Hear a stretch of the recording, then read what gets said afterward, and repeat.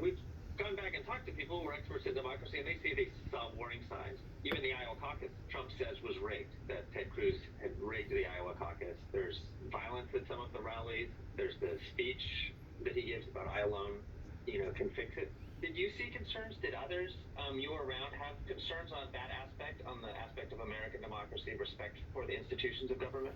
So now in 2022, I've been very outspoken about the fact that Donald Trump is an imminent threat to democracy, and not just him, but what he's created in Trumpism. We've seen it play out in other candidates around the country.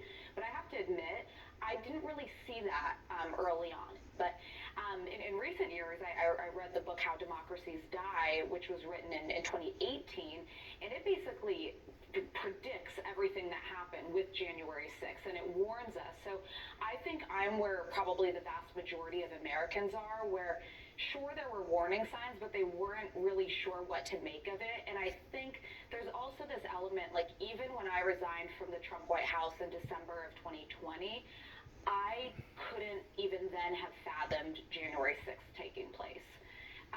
But as we know, I mean, historically, and not just in the U.S., it tends to be democracies die today by more of a slow burn. You get conditioned to more authoritarian tactics, to the heavy hand of government over time, that when it actually happens and you've lost the freedoms and the way of American democracy, you likely won't have even seen it coming.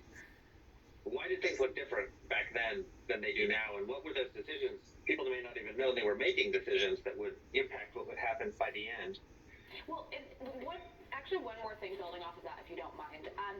I think one of the kind of fatal flaws of the Trump presidency, but that has factored into his repeated undermining of American democracy, is simply the fact that he does not fundamentally understand the American Republic and the role of the president, the co-equal branches of government.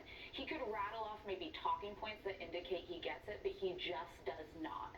I was with him countless times in the Oval Office where there was no understanding of, for example, why he couldn't weaponize the DOJ, why the Department of Justice wasn't, merely a hand of government that was supposed to work for him.